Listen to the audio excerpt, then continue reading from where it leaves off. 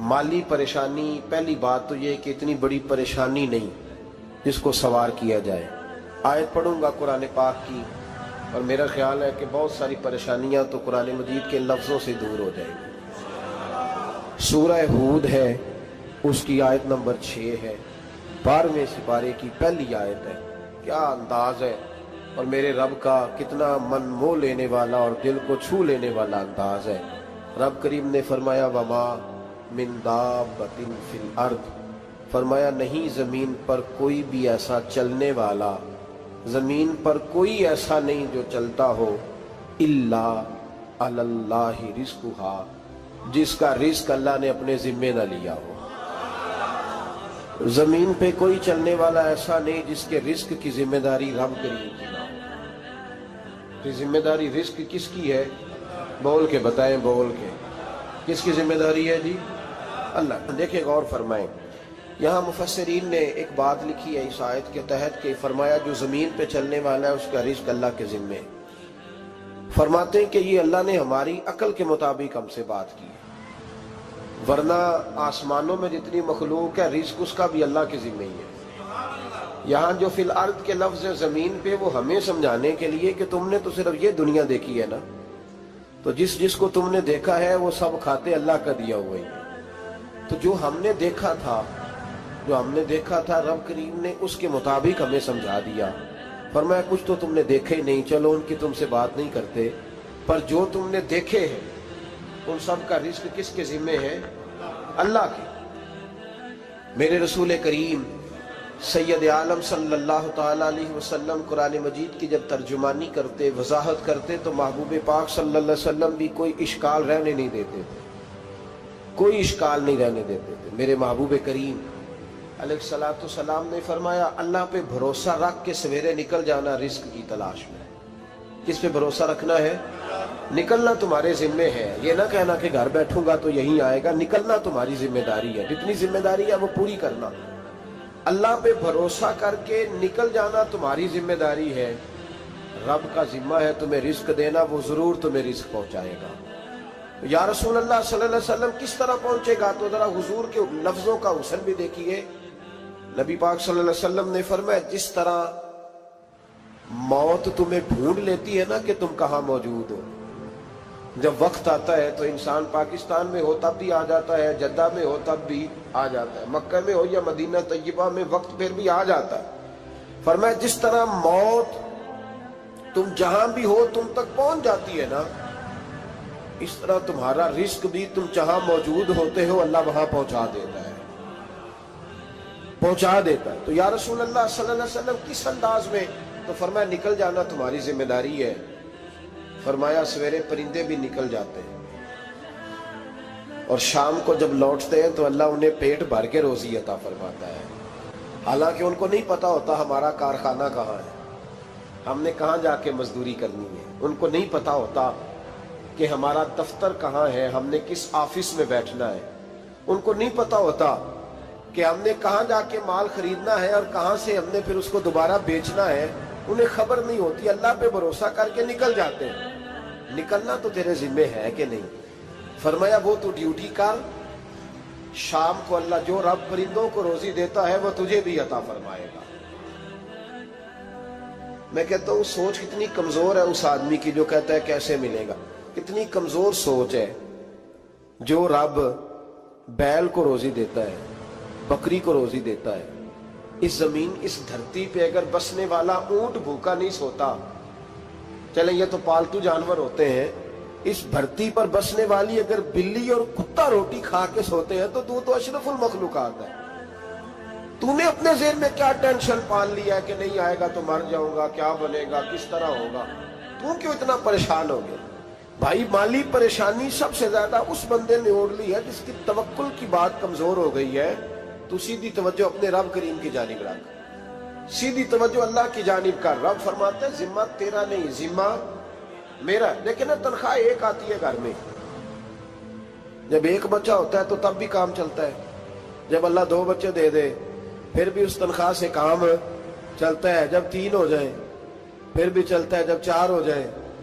नहीं आप ना भी बोले तो बात तो सही है, बहरहाल काम फिर भी چلے اسی تنخواہ میں سے جب بندہ بڑے بیٹے کی شادی کر کے بہو بیاہ کے لے آئے تو پھر بھی کام چلتا ہے، اور جب اس بیٹے کو اللہ بچے عطا کر دے تو اسی گھر میں، اسی آنگن میں، اسی چھت کے نیچے کام چلتا ہے۔ تو پھر تو مان جانا کہ چلانے والا تو نہیں، چلانے والا کوئی اور ہے۔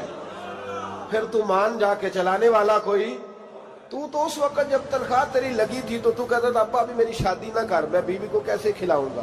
تو وہی شخص ہے جس کی چھت کے نیچے پھر 1.5 درجن پوتے بھی پل رہے اور گزارا ان کا بھی ہو رہا ہے۔ تو رزق کا ذمہ کس کا ہے؟ اللہ کا ذمہ۔ اب ہمیں پتہ ہے پہلی بات تو پریشانی اس لیے اتار دینی چاہیے کہ ذمہ ہمارا ہے ہی نہیں۔ اب دوسری بات یہ کہ ذمہ داری کس کی ہے؟ اللہ حکیم بھی ہے اور علیم بھی ہے، حکیم بھی ہے اور جانتا بھی ہے اور اسے پتہ بھی ہے کہ دینا کس طرح ہے۔ اب ہم پتہ کیا کہتے ہیں وہ جو بندہ پجاروں میں بیٹھا ہے وہاں اسے نہیں بیٹھنا چاہیے تھا، وہ میرا حق تھا۔ تجھے زیادہ پتہ ہے کہ اللہ کو؟ بول کے بتانا کس کو پتہ زیادہ ہے؟ کیوں جی؟ تو آپ اصل ٹینشن پتہ کب لگتی ہے؟ جب بندے کہتے ہیں نہیں وہ پجاروں میری تھی، میرا حق تھا۔ وہ جب گزرتی ہے نا پاس سے مہران کے تو مہران والا ٹینشن بڑی لیتا ہے، حالانکہ اللہ کو زیادہ پتہ ہے کہ وہ حق۔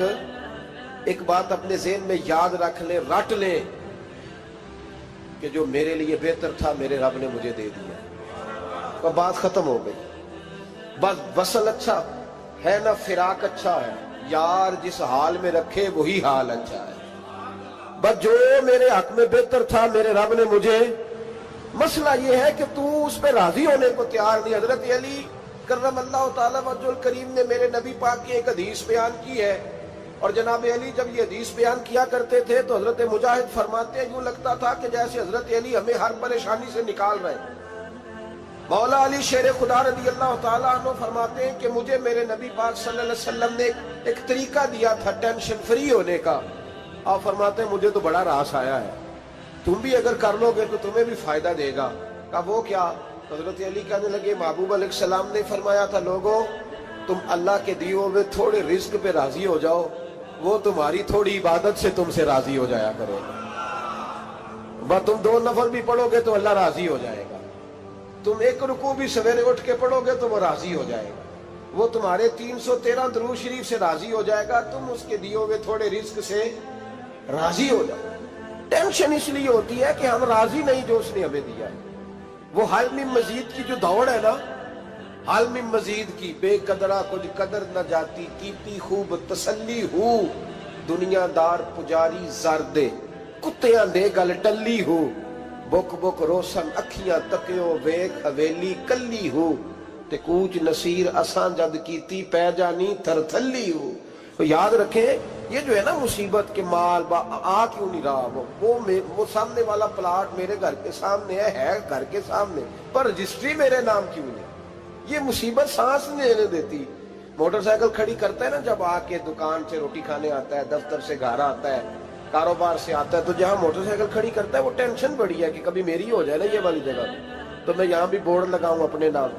اس نے مالی پریشانی پیدا کی۔ تو جس حال میں ہے، کیونکہ تو نے اپنا یہ حال خود نہیں بنایا، جس نے بنایا ہے وہ بڑا بہتر جانتا تھا کہ تو اسی حال میں اسے اچھا لگتا ہے۔ تو اسے اسی حال میں، ایک بزرگ تھے تو ان کی طبیعت بڑی علیل ہو گئی، بیمار ہو گئے، تو اللہ نے آزمائش دی تو کیڑے پڑ گئے وجود میں۔ ایک کیڑا یہاں سے کھا رہا تھا، اللہ والے بڑے راضی رہتے ہیں اس کی رضا پہ، تو کیڑا یہاں کھا رہا تھا تو نیچے گر گیا، تو بابا جی نے اٹھا کے پھر وہاں رکھ لیا، کہنے لگے جب اس نے تیری ڈیوٹی مجھے کھانے کی لگائی ہے تو میں اس بات پہ راضی ہوں، تو نیچے کیوں گرتا ہے؟ بٹ ٹھیک ہے کھا، جب اس نے تجھے ڈیوٹی جو تیری لگائی۔ سالبہ بن عبد الرحمن ایک صحابی تھے، سالبہ غالباً نبی پاک صلی اللہ علیہ وسلم کی خدمت میں آئے، کہنے لگے یا رسول اللہ صلی اللہ علیہ وسلم غربت بڑی ہے، میرے لیے دعا کریں اللہ زیادہ مال دے۔ تو محبوب صلی اللہ علیہ وسلم نے فرمایا تو جس حال میں اچھا ہے وہ تیرے لیے بہتر ہے، اس میں تو ہے وہی حال تیرے لیے۔ مشکل ہے نا یہ جواب سننا، کہتے پیر صاحب فلان جگہ سے تویز آیا، وہاں تو وارے نے آرے ہو گئے، تو آپ کے ہاں، تو میں کہتا ہوں یہ تویز دینے والا اگر تویز دے کے امیر بناتا ہے تو پہلے خود کیوں نہیں بنتا؟ یہ خود تو 150 کا تویز بیچ رہا ہے، اپنی بیچارے کی حالت یہ ہے۔ اگر اتنا ہی تویز اس کا چلتا ہوتا تو پہلے 5 ٹیوب پجارو اس کے دروازے پہ کھڑی ہو۔ عجیب چکر ہے اور عجیب جگہ لوگ الجھ گئے، سمجھتے ہی نہیں بات کو۔ یا رسول اللہ صلی اللہ علیہ وسلم دعا کر دے تو محبوب نے کیا فرمایا؟ فرمایا تو جس حال میں ہے نا وہ حال تیرے لیے بہتر ہے، اسی میں رہ۔ کہ نہیں حضور دعا کرے۔ فرمایا سال بعد تو باز آ جا۔ حضور دعا کرے۔ فرمایا تو باز آ جا۔ 2-3 دفعہ کا ضد کی، محبوب نے فرمایا جا پھر اللہ تجھے زیادہ پیسے دے گا۔ چند بکریاں خریدی، اتنی برکت ہوئی کہ بکریوں کے ریوڑ بن گئے۔ پھر کچھ بکریاں بیچ کے گائے خرید لی، ان کے بھی ریوڑ ہو گئے۔ پھر کچھ اونٹنیاں لے لی، ریوڑ ہی ریوڑ۔ پہلے 5 وقت مسجد میں آتے تھے، اب فجر اور عشاء رہ گئی۔ پھر مال زیادہ ہوا تو مدینے شہر میں کوئی جگہ ہی نہیں، مدینے سے باہر حویلی خریدی، پھر جمعہ ہی رہ گیا۔ جمعے کے جمعے آتے، زکوٰۃ کا حکم آیا۔ میرے نبی کریم علیہ السلام نے حضرت ابو ہریرہ کو بھیجا، فرمایا جا اسے کہہ تیری زکوٰۃ بنتی ہے 2.5%۔ 10 کروڑ روپیہ ہو تو کتنی زکوٰۃ بنتی؟ بھئی 1 کروڑ کی 2.5 لاکھ ہوئی نا، تو 10 کروڑ کی کتنی ہوئی؟ تو بڑی مصیبت ہے جب بینک سے میسج آتا ہے نا کہ 25 لاکھ نکل گیا تیرے اکاؤنٹ سے، بہت بڑی مصیبت، بڑی ٹینشن ہوتی ہے۔ ایک صاحب میرے پاس آئے، ان کی زمین اچانک مہنگی ہو گئی، اچانک پہلے کچھ 15-16 لاکھ کی ایکڑ زمین تھی، پھر وہ کروڑ کی ہو گئی۔ تو میرے پاس آئے، کہنے لگے وہ 10 کروڑ روپے بنتے ہیں تو زکوٰۃ، تو میں نے کہا آپ نے کیا کیا؟ زری زمین پہ عشر آتا ہے، اس پہ زکوٰۃ نہیں آتی، تو آپ نے کیا کیا؟ کہنے لگے وہ کچھ سوسائٹی کے رول کے مطابق میں نے فائلیں وغیرہ لے لی ہیں، اب میں نا کبھی موقع آئے گا تو ان کو بیچوں گا۔ تو میں نے کہا اب تو آپ کا یہ مال ہو گیا بزنس کا، تو اب تو اس پہ زکوٰۃ آئے گی۔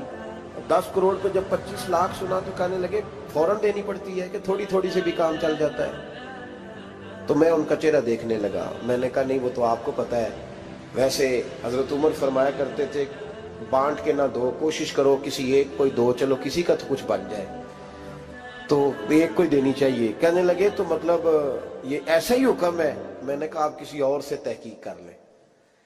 اب یہ بھائی لیتے وقت نہیں تجھے ٹینشن ہوئی کہ 15 لاکھ کا کروڑ ہو گیا، تو اس وقت نہیں تو نے کہا کہ یا اللہ، تو یہ کیسی سوچ ہے مسلمان؟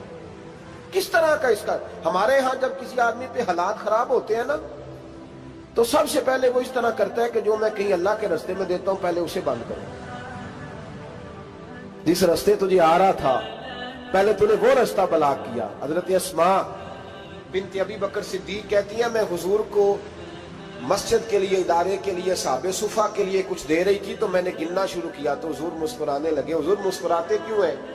تو فرمانے لگی، محبوب فرمانے لگے اسماء اللہ کے رستے میں گن گن کے نہ دیا کر، ورنہ وہ بھی تجھے گن گن کے دے گا، تو اس کے رستے میں بے حساب دے، وہ بھی تجھے بے حساب ہی عطا فرمائے گا۔